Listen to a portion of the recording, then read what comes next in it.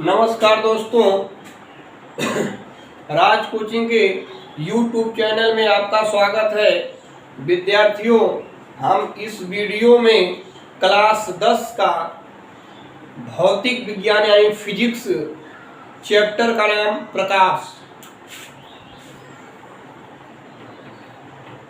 प्रकाश पढ़ेंगे। विद्यार्थियों, सबसे पहले हम प्रकाश के बारे में जानेंगे कि प्रकाश क्या चीज है।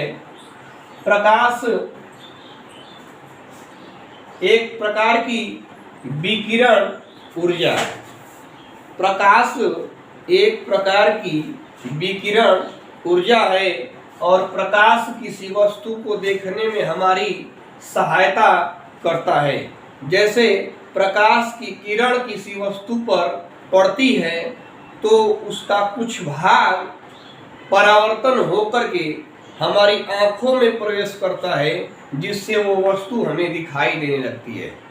तो प्रकाश एक प्रकार की ऊर्जा है और प्रकाश की वजह से हम किसी वस्तु को देख पाते हैं। तो विद्यार्थियों, प्रकाश का दो रूपों में अध्ययन किया गया। जैसे प्रकाश एक प्रकार की ऊर्जा है, इसको दो रूपों में अध्ययन किया गया। पहला किरण प्रकाशिकी।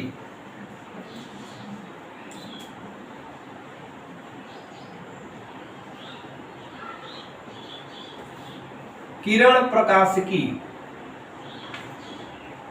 और दूसरा तरंग प्रकाशिकी।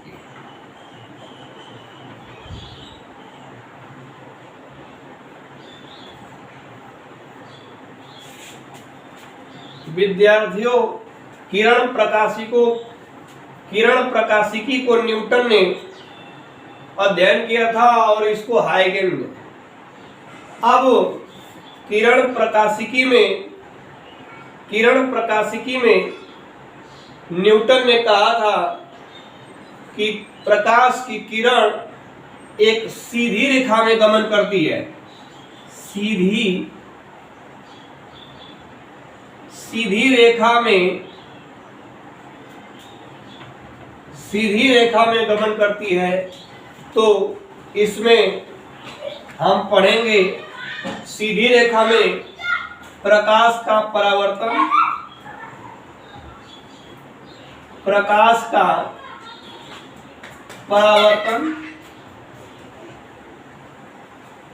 और दूसरा पढ़ेंगे प्रकाश का अपवर्तन, और तीसरा विद्यार्थी वर्ण विक्षेपण।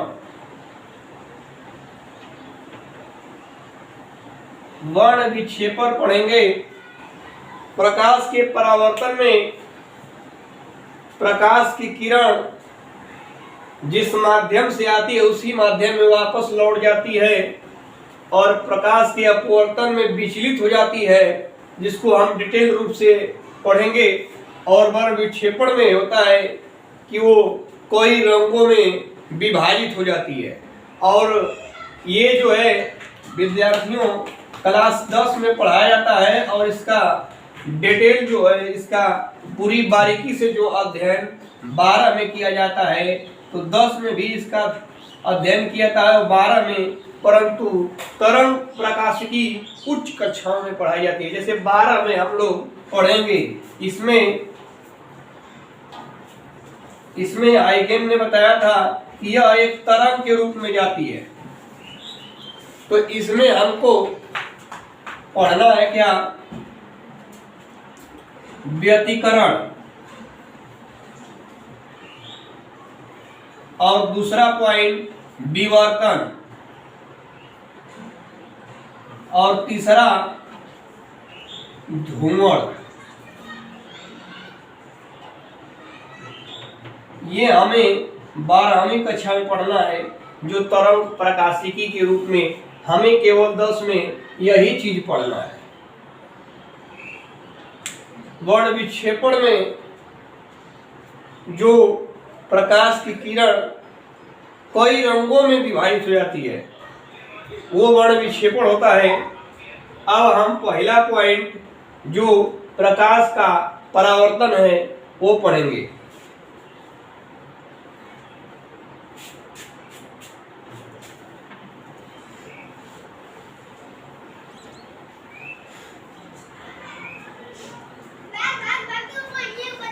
विद्यार्थियों, प्रकाश का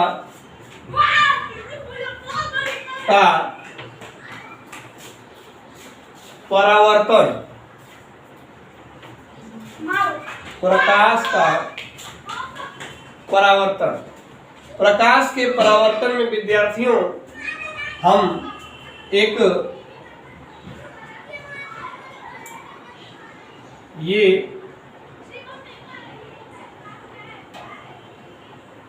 सतह है जो पालिशदार है और अब इस पर प्रकाश की किरण आ रही है।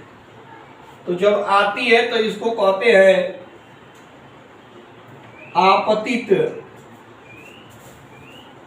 किरण, आपतित किरण। और यहां जो है हम एक अभिलंब बनाएंगे और यहां से इस बिंदु से टकरा करके ये पुनः फिर वापस अपने ही माध्यम में लौट जाती है, तो ये होती है परावर्तित किरण।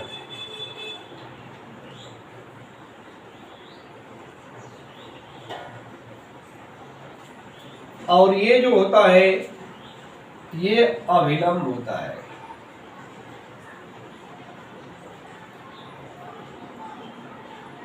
ये अभिलंब होता है और अभिलंब से आपतित किरण और अभिलंब के बीच का कोण होता है आई। इसको हम कहते हैं आपतन कोण, आई आपतन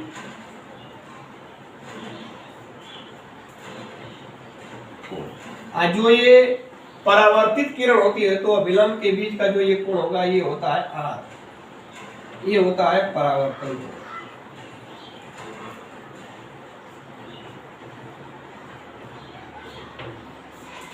विद्यार्थियों, किसी पालिशदार सतह पर किरण आई और पुनः वापस लौट गई, यानी कि इसका 100% भाग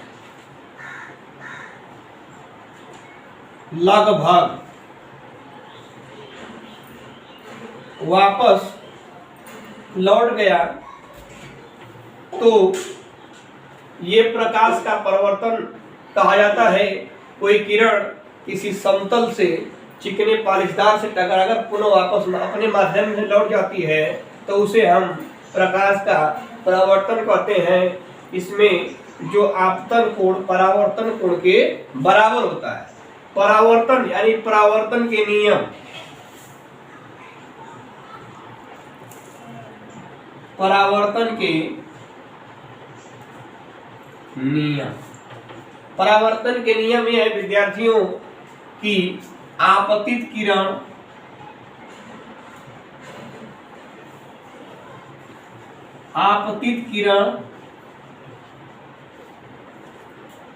अभिलंब परावर्तित किरण, ये पहला पॉइंट।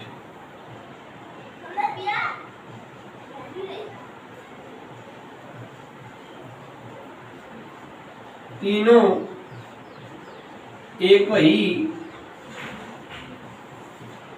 तल में होते। परावर्तन के नियम में आपतित किरण, अभिलंब, परावर्तित किरण तीनों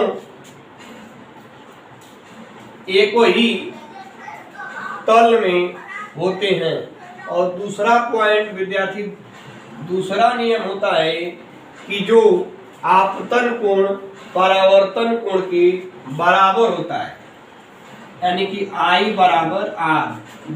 ये जो है कि जितना कोण झुक करके प्रवेश करती है, यानी कि टकराती है, उतना ही कोण से वापस अपने पुनः माध्यम में लौट जाती है।